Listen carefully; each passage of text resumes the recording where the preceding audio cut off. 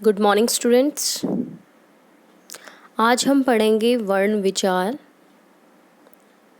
वर्ण विचार के भीतर आज हम वर्ण विच्छेद को जानेंगे। पिछली कक्षाओं में हमने स्वर के भेद, व्यंजन के भेद इनको जाना और आज हम जानेंगे कि स्वर और व्यंजनों की सहायता से किस प्रकार हम वर्णों का विच्छेद करते हैं और उसमें हमें किन बातों का ध्यान रखना पड़ता है। इसे शुरू करने से पहले हम पिछली कक्षा में जो हमने पढ़ा एक बार दोहरा लेते हैं। पिछली कक्षा में हमने जाना कि व्यंजन के 3 भेद हैं, स्पर्श व्यंजन, अंतस्थ व्यंजन और ऊष्म व्यंजन। हमारे हिंदी वर्णमाला में वर्णों की कुल संख्या 52 है, यानी कि 52। कैसे? स्पर्श व्यंजनों की संख्या है 25, अंतस्थ व्यंजन की संख्या है 4, ऊष्म व्यंजन की संख्या है 4, अन्य व्यंजनों की संख्या है 2, संयुक्त व्यंजनों की संख्या है 4, स्वर हमारे 11 हैं और अयोगवाह हमारे 2 हैं। इसमें मैंने आपको अन्य व्यंजन भी बता दिया है पिछली कक्षा में, तो इस हिसाब से आपके कुल मिला के 52 यानी कि 52 वर्ण हैं। आज हम देखेंगे कि वर्णों का विच्छेद किस प्रकार किया जाता है और वर्णों के विच्छेद के समय हमें कौन से नियमों को जानना होता है। तो वर्ण विच्छेद किसी शब्द में प्रयुक्त वर्णों को अलग अलग करके लिखना ही वर्ण विच्छेद कहलाता है। यानी अगर आपका कोई व्यंजन है म, तो आपका उसका विच्छेद कुछ इस तरह होगा, म हलन के साथ जमा अ इक्वल टू म। जब व्यंजन से स्वर अलग हो जाता है तो व्यंजन के नीचे हलन जरूर लगता है। यहाँ पे आपके सामने बहुत सारे उदाहरण हैं। क जमा अ इक्वल टू क, ल जमा अ इक्वल टू ल, म जमा अ इक्वल टू म, स जमा ओ भी आपका क्या है? व्यंजन है, इक्वल टू सौ के साथ ओ जुड़ गया तो बन गया आपका सौ। भ जमा आ इक्वल टू भा। दूसरा नियम ये है, जब व्यंजन आधा हो तो उसके साथ हम स्वर नहीं जोड़ते हैं। यहाँ पे देखिए आपके लिए उदाहरण है ज्ञ, आधा ग और या।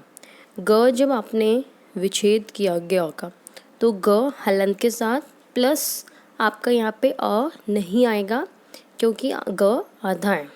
इसके साथ आएगा आपका य हलन के साथ प्लस अ जो कि य के साथ जुड़ा हुआ है, तो आपका बनेगा ग प्लस य अ यानी कि ज्ञ। एक और उदाहरण आपका सौभाग्य, स जमा औ सौ, भ जमा आ भा, ग जमा य जमा अ यानी कि ज्ञ। तो शब्द आपका बना सौभाग्य। तो आपकी परीक्षाओं में भी ऐसे कुछ शब्द आते हैं जो आपको वर्ण विच्छेद करने होते हैं। उसके लिए आपको ये 2 नियमों को मानना पड़ेगा। पहला नियम ये कि आपको व्यंजनों के साथ हलन जोड़ना है और उसमें जुड़े हुए स्वर को अलग करना है। दूसरा ये कि जब आपका कोई व्यंजन आधा होता है तो उसके साथ हम अ या फिर स्वर को नहीं जोड़ते हैं। आगे बढ़ते हैं। कुछ और उदाहरण हैं इसके। न जमा अ जमा न जमा आ यानी कि नाना। क जमा अ जमा ह जमा आ जमा न जमा ई यानी कहानी। आप इसको इसे जोड़ के भी पढ़ सकते हो। अ जमा म जमा र जमा त जमा अ, अमृत। म के साथ र है इसलिए ऋ से ऋषि, स्वर है ऋ से ऋषि आपका, इसलिए म के साथ री। बैठक में ब जमा ए जमा ठ जमा अ जमा क जमा अ यानी कि बैठक। सोना, स जमा औ जमा न जमा आ यानी कि सोना। क जमा अ, ये क जमा अ आपका स्वर हो गया और ये जो बिंदु है वो अ के ऊपर लगेगा क्योंकि वो क के साथ जुड़ा हुआ है। आगे प जमा अ जमा न जमा अ यानी कि कंपन। च जमा आ जमा, फिर से ये आपका आ बड़े वाला स्वर है इसलिए उसमें जो मात्रा लगी हुई है उसके साथ आएगी जमा द जमा अ जमा न जमा ई, चांदनी। क जमा र।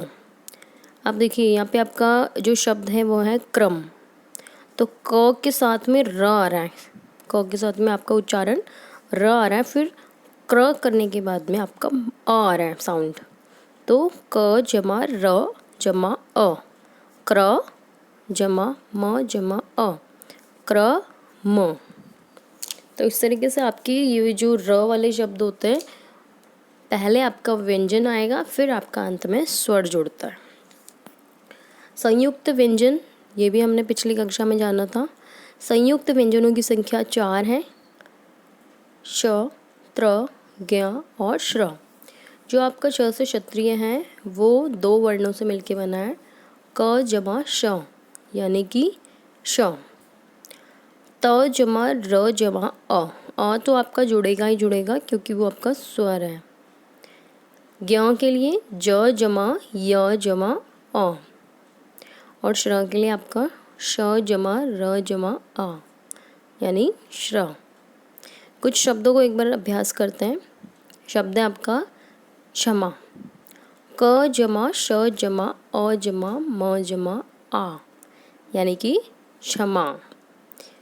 चित्र, च जमा ई जमा छोटी वाली ई, त जमा र जमा अ यानी कि चित्र।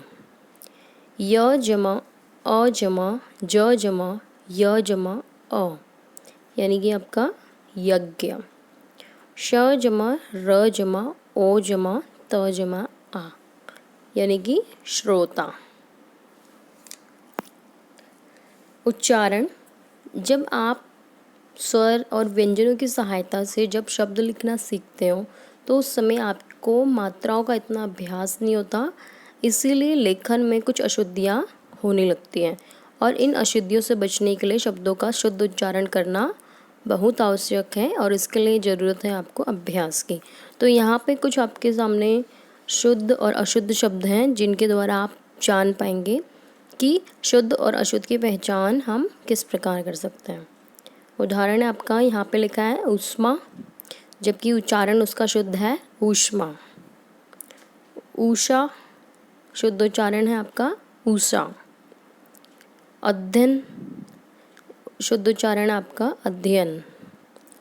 गंवार, शुद्ध उच्चारण होगा आपका गंवार।